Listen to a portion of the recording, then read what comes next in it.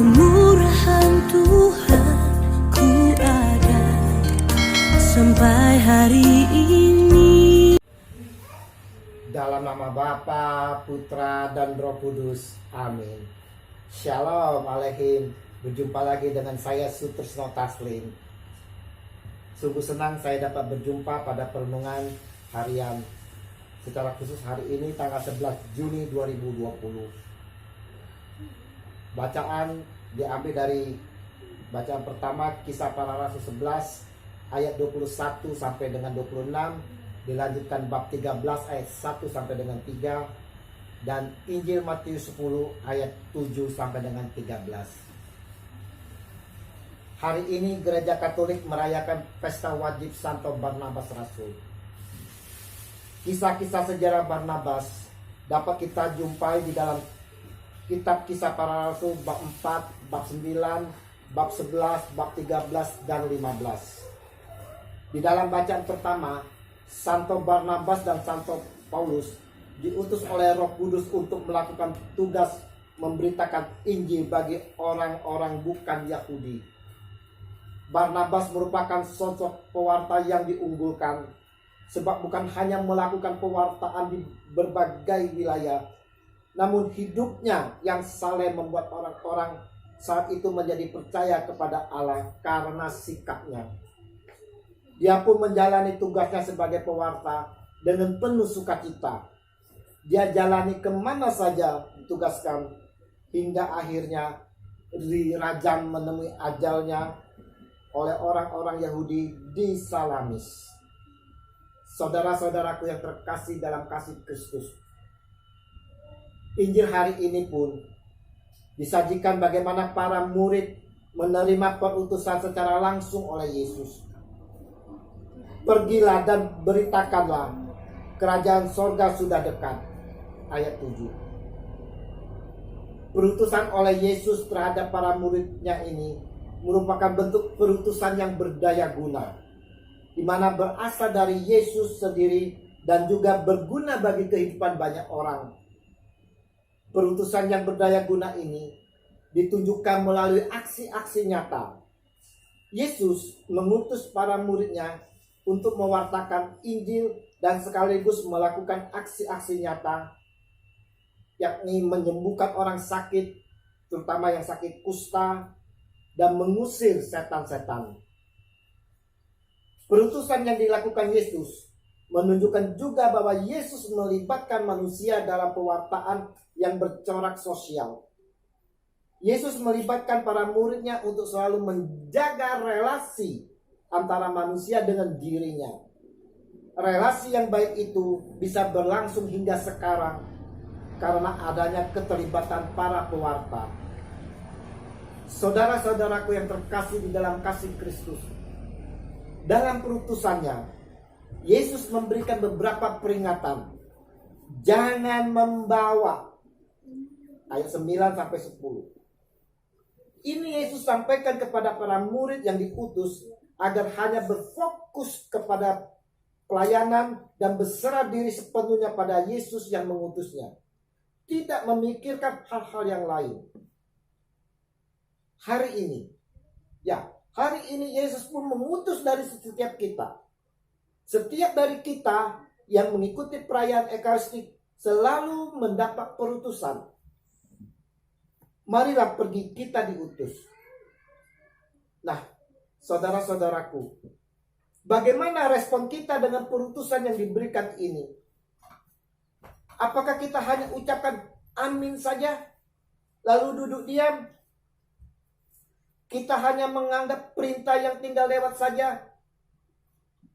Bagaimana dengan diri kita yang telah menerima janji Yesus akan rohnya?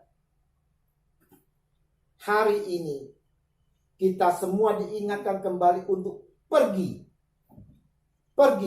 dan wartakan.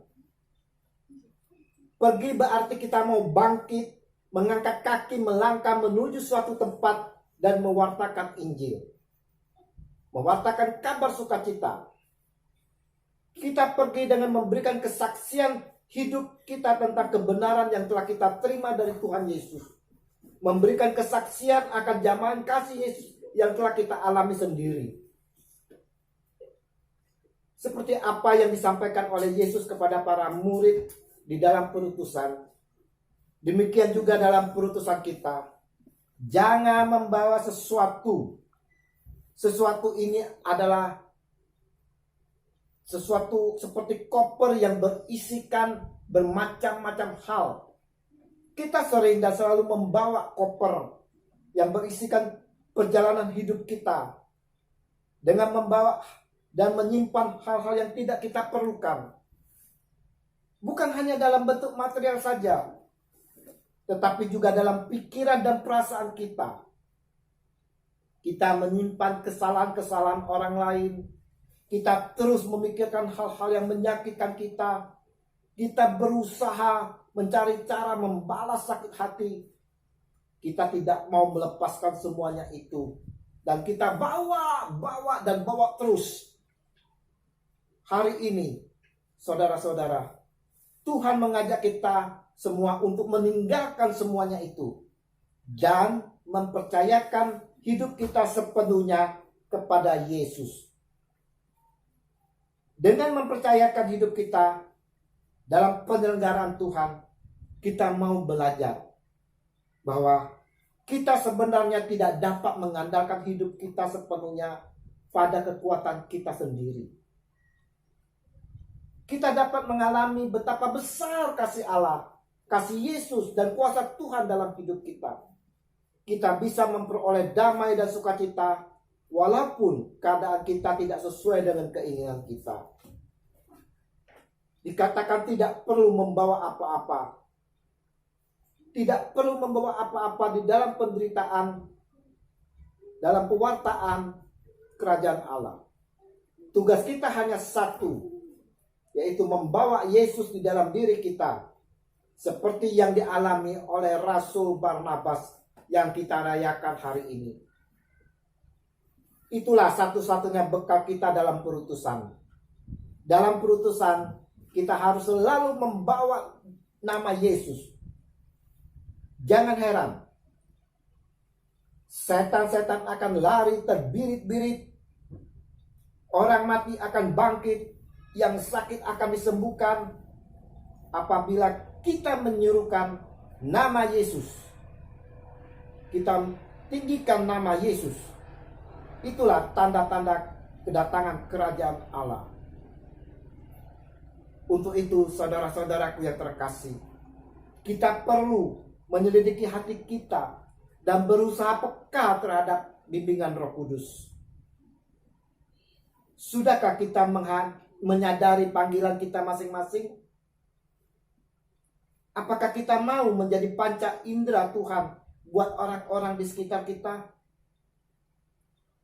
Sudahkah aku melakukan tugas apa yang Roh Kudus sampaikan dalam hati kita hari ini?